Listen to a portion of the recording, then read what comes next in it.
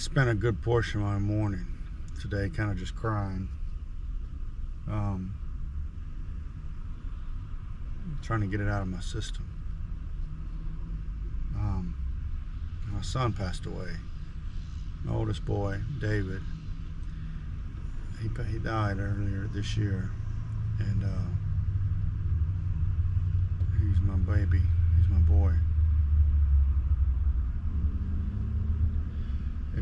If you watch this channel, if you watch my videos that I post on here, this is completely different.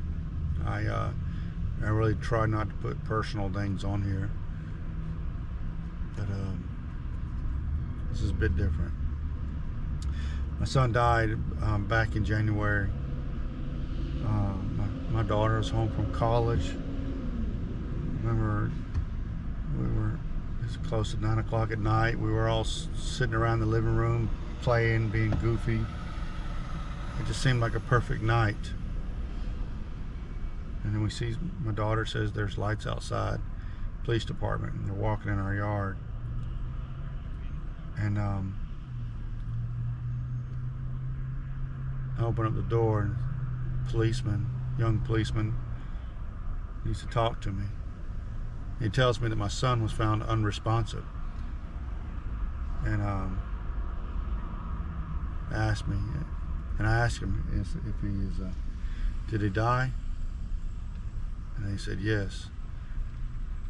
And honestly, I think I was more or less in shock. I didn't really know what to believe. My son was tough. He's had run-ins and accidents and things like that. He always got out of it. He always survived. I beat him across the head when he was about 9 years old on Mother's Day. We were at my in-laws' house, and he's sitting on my shoulders, and I'm ducking him, and I get too close to the edge of the pool, slam his head. I thought I killed him.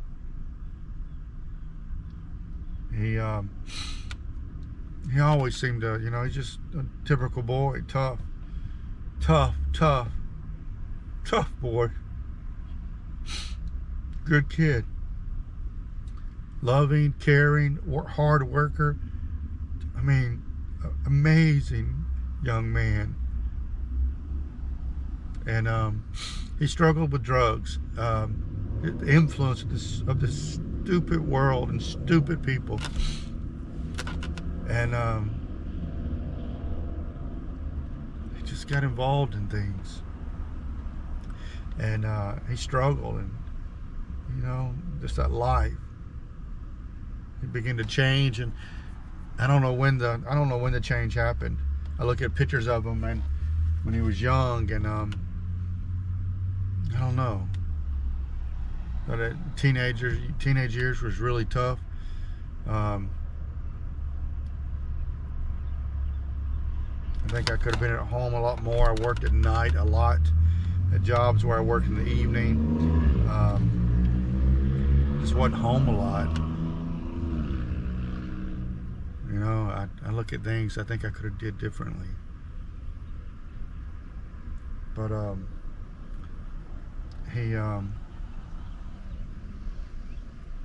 died. 27 years old, and it was overdose of drugs, fentanyl. My little boy. He was amazing, guys. Just one time, he needed a ride to work, and hey, Dad, give me a ride? Sure. And he was asking me every day, and I kind of didn't want him to be, I didn't want to enable him a little bit, is what I'm thinking. And but I remember one time, a couple times, more than once, I gave him a ride, and he sat right there in that seat. We talked and we joked, and I took a picture of him.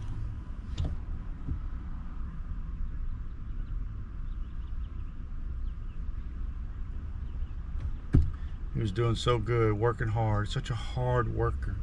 Goofy, played way too much. He struggled with things. He cried to me one day, just hugged me. I wish I would have listened more to him. I wish I would have just stopped my day and just spent the whole day with him and just listened to him.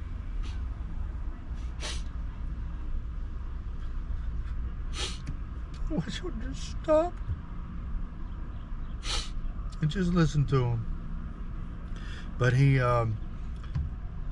just telling me things about him. I think he had demons, so to speak, not like real demons maybe, but just things that he's did in his life and things he's practiced. He had regrets. He was just a kid.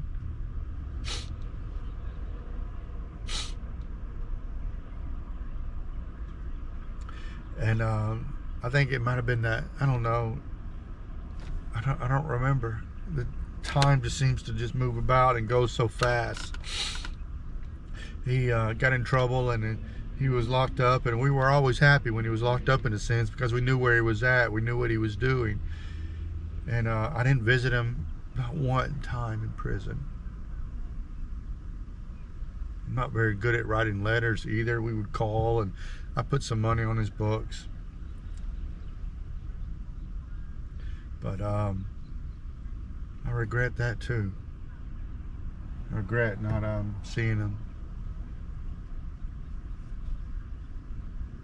But he got out, and he was so nice, guys. He was talking about going to rehab. We were trying to get him into this program. He finally gets in one, and it's he called me one day and he's like, "Dad, I'm learning a lot about myself. I'm learning a lot." And I was like, "That's good, that's good." So nice hearing that voice. And he's like, I said, "David, you need to be born again, though." I wasn't trying to be preachy to him. I wasn't trying to just preach to him. I knew what he needed. And we prayed, and I felt like I didn't pray enough. But he was telling me about, he was about to get out, and when he was supposed to get out, he was supposed to come back to, he was supposed to go back to jail. But he had all these things he was telling me. But he got out of the rehab and relapsed, and he went back to that world, and he died. I remember going to the place where they found him, this apartment, and they wouldn't let me see him. They brought my little boy out. I keep seeing that over and over, and I keep remember just kind of not really, just kind of being in shock.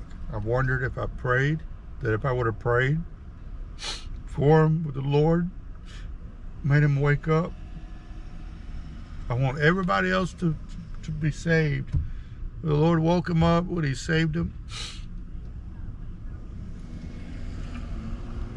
I didn't pray. I was in shock, and his mother's there, and I really didn't know what to do. I kind of got mad because there was a lot of people standing around that part of that lifestyle, and I was mad. You see what this brings you? I had to go tell my son. I had to go tell my grandson, and his dad didn't wake up. Watching him cry, I had to try to hold it together because I got to. I'm the man. Got to hold it together for my wife, for my kids.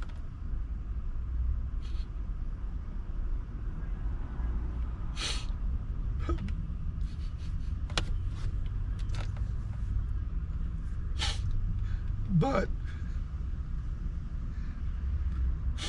I can't think about him too much.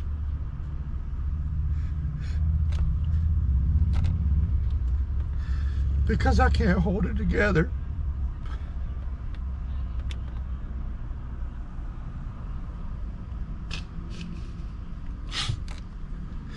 I'm sharing this. I'm not trying to get attention. I think it's a way of talking about it. And I've learned that there's a lot of people that are just like me, who feel the same type of guilt, who feel the same type of hurt, who don't know what else to do. I know what to do. I know where to keep. I know to keep my mind on the Lord and not dwell and not give myself over to the bad thoughts. But I miss my boy. I miss thinking about him and not crying, not having a moment. I wish I would have done so many things different.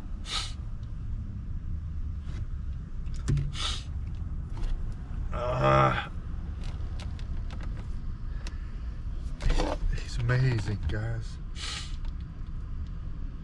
He's amazing.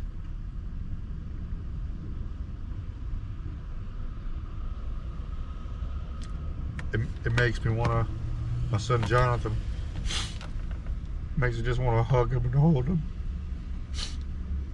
All of my kids, and not make another mistake. Never get upset with them.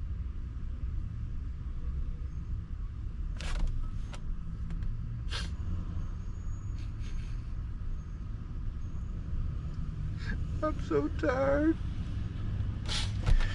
I'm afraid.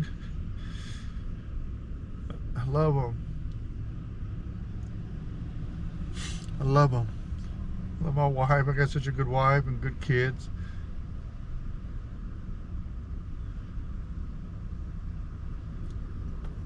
Maybe now I'm just getting to the point where I'm rambling, but guys, this is me. I'm sure there's some of you who are in my same boat. You can leave a comment, leave a message or whatever.